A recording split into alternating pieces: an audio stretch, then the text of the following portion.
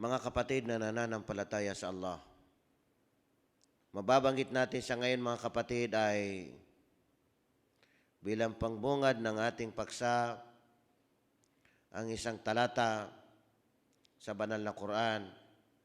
Sabi ng Allah subhanahu wa ta'ala, وَاتَّقُوا يَوْمًا تُرْجَعُونَ فِيهِ إِلَى اللَّهِ. Ang talatang ito mga kapatid ay makikita natin sa Suratul Baqarah kung saan ito ay nagbibigay sa atin ng alaala o kaya ay pag-alaala sa pamagitan ng pagkatakot sa Allah subhanahu wa ta'ala sapagkat tayo ay babalik din sa Allah subhanahu wa ta'ala. Hindi natin alam kung kailan tayo babalik. Mga kapatid na nananampalataya sa Allah, ayon sa kahulugan ng talatang ito, sabi ng Allah subhanahu wa ta'ala, وَاتَّقُوا يَوْمًا. Katakutan ninyo ang araw, dumating ang araw na yaon, turja'una fihi ilallah, na kayo ay magbalik sa Allah subhanahu wa ta'ala. Babawiin na ang buhay natin, darating na ang takdang oras natin, yun yung araw na katakutan natin sa pamagitan ng ating paghahanda. Paghahanda na habang hindi pa dumarating ang araw na yaon ay paghandaan natin.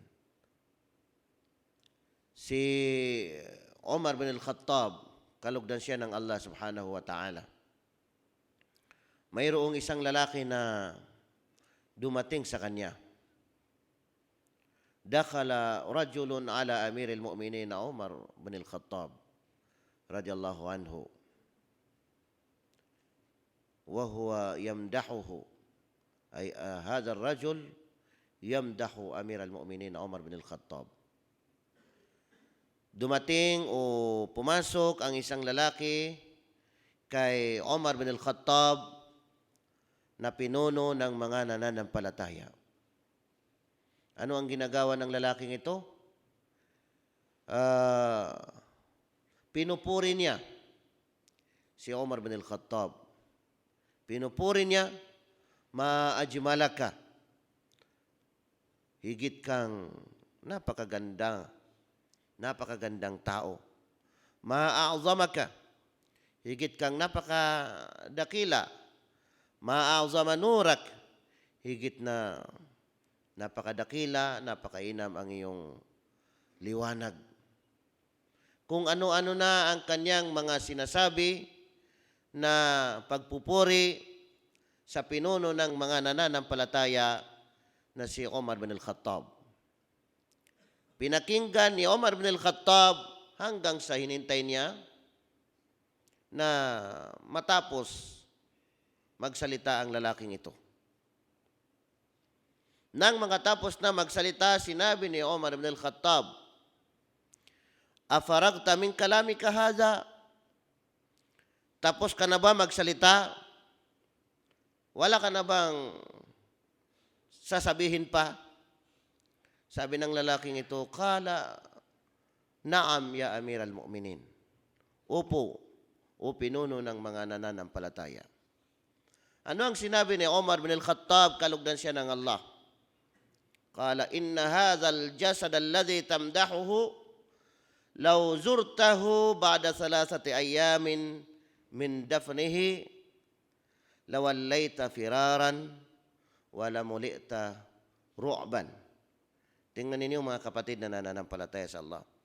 Itong katawan na ito na pinupuri mo, sinasabi mo na napakaganda, napakadakila, maliwanag, pinupuri mo ang katawan na ito, kung bibisitahin mo lang pagkatapos ng o pagkaraan ng 3 araw niyang mailibing, ibig sabihin ay kapag namatay at nailibing na, pagkaraan ng 3 araw, kung ito ay bibisitahin mo lang, sabi ni Omar ibn al-Khattab, lawallayta firaran, ay tatakbo ka, papalayo. Aalis ka ng papalayo. Wala muli taru'ban, at higit kang masisindak, higit kang matatakot. Mapupuno ka ng pagkasindak o pagkatakot. Tingnan ninyo mga kapatid na nananampalataya sa Allah. Pinupuri niya ang pinuno ng nananampalataya. Hinahangad niya mapalapit sa pinuno ng nananampalataya. Subalit sabi ng pinuno na kapag dumating ang oras ng mailibing ito, pagkaraan ng 3 araw, kung bibisitahin mo ang katawan na ito na pinupuri mo, lalayuan mo, tatakbo kang papalayo, at higit kang masisindak o kaya ay matatakot. Mga kapatid na nananampalataya sa Allah, hindi natin napapansin sa sobra nating pamumuri sa ating kapwa ay minsan ay nagkakaroon tayo ng katangian na kung saan ay malilihis sa katangian ng taong nananampalataya. Kaya sinabi ng mga pantas, mga nagsalaysay ng kasaysayan na ito, na ang lalaki na dumating kay Omar bin al-Khattab ay siya ay munafik. Ibig sabihin, taong mapagkunwari. May mga tao na para lang mapalapit, para lang makuha ang kanyang hangarin, ay mag-study na kung ano ang sasabihin niya bilang pamuri o mga magaganda, sobra-sobrang pamuri. Hindi masama na purihin natin ang ating kapatid, pero nasa tama, nasa katotohanan. May mga tao naman na kapag pinuri, kahit na hindi totoo ay masayang-masaya na, para bagang hindi na mamamatay, hindi na napapalagay, pumapasok na sa kanya ang tinatawag na pagmamalaki o kaya ay pagyayabang dahil sa pinupuri siya. Pinupuri siya dahil maraming pera, pinupuri siya dahil matalino, pinupuri siya dahil maraming asawa, pinupuri siya dahil magaling, pinupuri siya dahil maganda.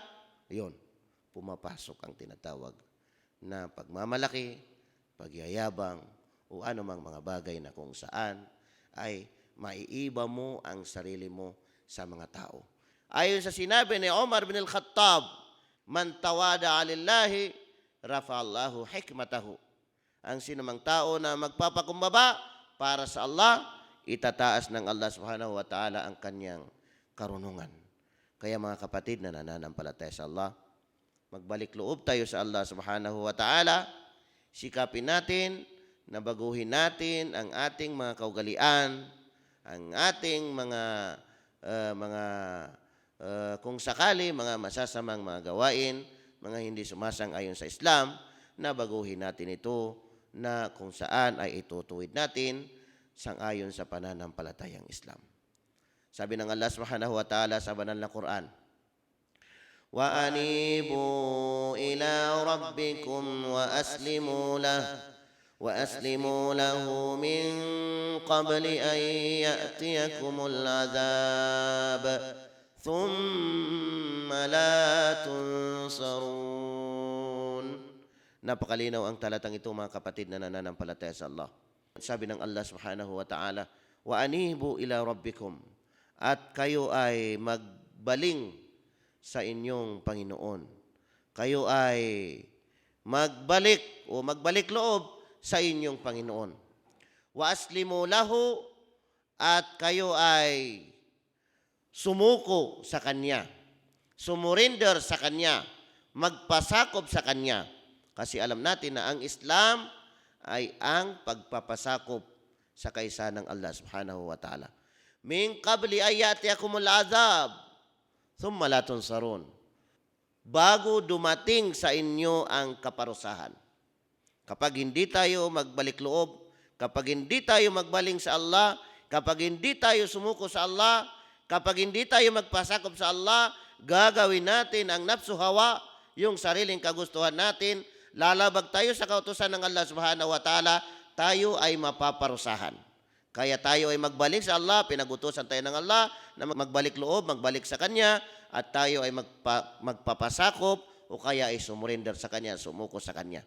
Min qabli ayati akumul azab, sabi ng Allah, bago dumating sa inyo ang kaparusahan, thumma la tunsarun, dahil kapag dumating na ang parusa, na ipaparusa ng Allah subhanahu wa ta'ala, la tunsarun. Pagkatapos sabi ng Allah subhanahu wa ta'ala, ay hindi na kayo matutulungan.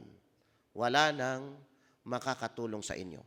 Kaya habang hindi pa dumating ang araw na kung saan ay tulad ng nabanggit natin sa unang talata na pambungad natin na wattaqu yawman turja'una fihi ila Allah, katakutan niyo ang araw na turja'una fihi ila Allah, kayo ay magbalik na sa Allah subhanahu wa ta'ala. Hanggang hindi pa dumating ang araw na ito, araw ng ating pagbalik sa Allah, araw ng ating kamatayan, araw ng takdang oras natin, ay tayo ay magbalik loob na tayo sa Allah. Si Propeta Muhammad sallallahu alaihi wasallam, ayon sa naisalaysay ni Ibni Omar, kalugdan siya ng Allah subhanahu wa ta'ala, na sinabi ni Propeta Muhammad sallallahu alaihi wasallam, inna Allah yaqbalu tawbatal abdi malam yugargir. Tingnan ninyo mga kapatid, ang Allah subhanahu wa ta'ala ay tinatanggap niya ang pagbabalik loob ng kanyang alipin. Ibig sabihin hanggang hindi pa dumating sa ating lalamunan, ay ibig sabihin ay tinatanggap pa ng Allah ang ating pagbabalik loob sa Kanya. Mga kapatid na nananampalataya sa Allah, katakutan natin ang Allah subhanahu wa ta'ala, lagi natin ipaalaala sa ating mga sarili, sa ating mga pamilya, sa ating mga kaibigan, sa ating mga kamag-anak, sa ating mga kababayan, sa lahat, sa abot ng ating mga kakaya, ang tinatawag na pagkatakot sa Allah subhanahu wa ta'ala. Bilang mga Muslim, nagbibigayan tayo ng mga advice, nagbibigayan tayo ng mga magagandang aral, paalaala sa ating mga sarili, sa ating mga pamilya, at sa iba pang mga tao. Mga kapatid na nananampalataya sa Allah, aqulu qawli hadha, wastaghfirullah li wa lakum.